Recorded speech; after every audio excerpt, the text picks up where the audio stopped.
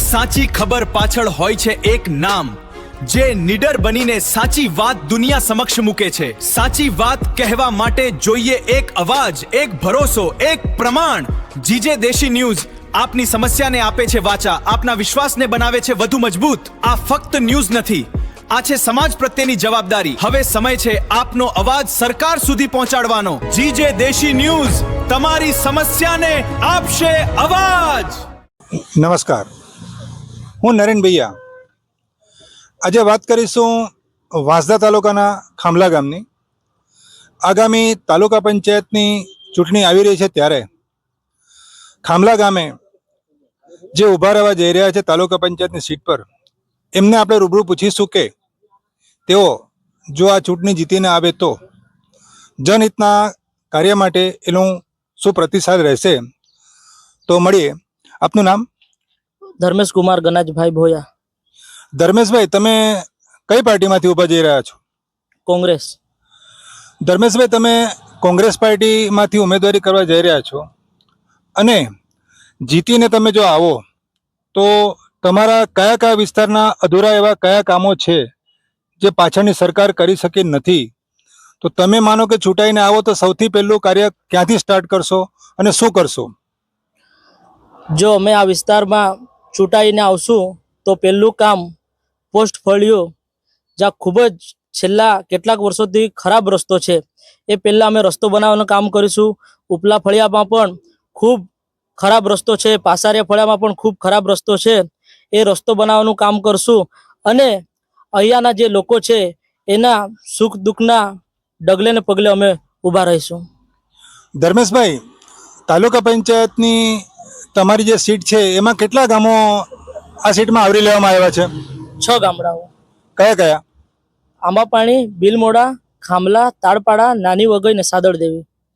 તો ધર્મેશભાઈ, આ જે ગામ બધા તમે જે નામ બતાવો છો, હવે એ તમામ ગામોમાં શિક્ષણ ક્ષેત્રે, આરોગ્ય ક્ષેત્રે, પાણીની કોઈ સમસ્યા હોય અને રોડ, તે બાબતે તમે શું કહેશો? છેલ્લા 15 વર્ષથી આ વિસ્તારમાં જે મેં 6 ગામડાઓના નામ લીધા, આ વિસ્તારમાં વિકાસથી વંચિત છે અને આ શિક્ષણના ક્ષેત્રે, આરોગ્યના ક્ષેત્રે ભાજપની સરકારે ફક્ત મોટા મોટા વાયદાઓ કરીને લોકોને વિકાસથી રંજાડવાનું કામ કર્યું છે।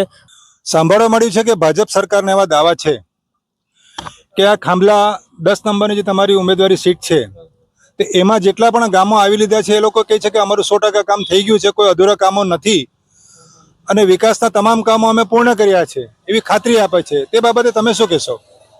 જો અહીંયાના નેતાઓ જો એવું કહેતા હોય કે આ વિસ્તારમાં અમે વિકાસનું કામ કરેલું છે તો આપના માધ્યમથી હું કહેવા માંગુ છું કે એ લોકો આવીને અમારી સાથે જાહેરમાં ડિબેટ કરે અને કયા કયા કામો કર્યા છે તે અમને છેલ્લા 15 વર્ષનો હિસાબ ગણાવે। ધર્મેશભાઈ, નલ સે જલ યોજના છે એ તમારા 5 ગામમાં એની પરિસ્થિતિ હાલ શું છે? પાણી બધા દરેક નાગરિકના ઘરે મળે છે કે કેમ? આ વિસ્તારમાં 5 ગામડાઓની વાત કરીએ, જલ સે નલ યોજના ફેલ છે। જલ સે નલમાં પાણી નથી આવતું।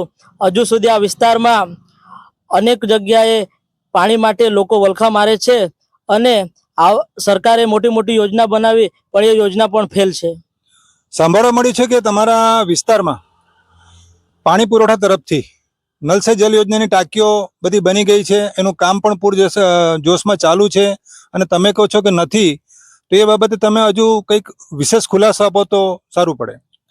આ વિસ્તારમાં પાણી પુરવઠાની જે ટાંકીઓ બની છે, ઘરે ઘરે જે પાણીની વાત કરે છે, પણ આ વિસ્તારની મેં મુલાકાત કરી છે, આ વિસ્તારના લોકોના ઘરે ઘરે પણ ગયો છું, પણ હજુ સુધી ઘરે ઘરે પાણી પહોંચ્યું નથી। માત્ર ને માત્ર ભાજપની સરકાર અને અહીંયાના જે નેતાઓ છે એ કાગળ પર અહીંનો વિકાસ બતાવ્યો છે અને અહીંના લોકોનો હજુ સુધી પણ વિકાસ થયો નથી। ધર્મેશભાઈ, આરોગ્ય ક્ષેત્ર અને શિક્ષણ ક્ષેત્રે આપને શું લાગે છે, વિકાસ થયો છે કે કેમ? આરોગ્ય ક્ષેત્રે અને શિક્ષણ ક્ષેત્રે હજુ પણ આ વિસ્તારમાં વિકાસ થયો નથી। માત્ર ભાજપની સરકારે મોટી મોટી વાતો કરી છે। શિક્ષણ, આજે હું પણ પોતે ગ્રેજ્યુએટ છું, મારું LLB ચાલુ છે, વકીલાત।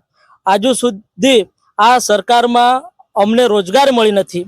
અહીંયા કેટલાક યુવાનો છે જે આજે પણ MA BEd થયા છે પણ એ આજે રોજગારી ન હોવાના કારણે આજુબાજુના વિસ્તારમાં મજૂરી કરવા જાય છે.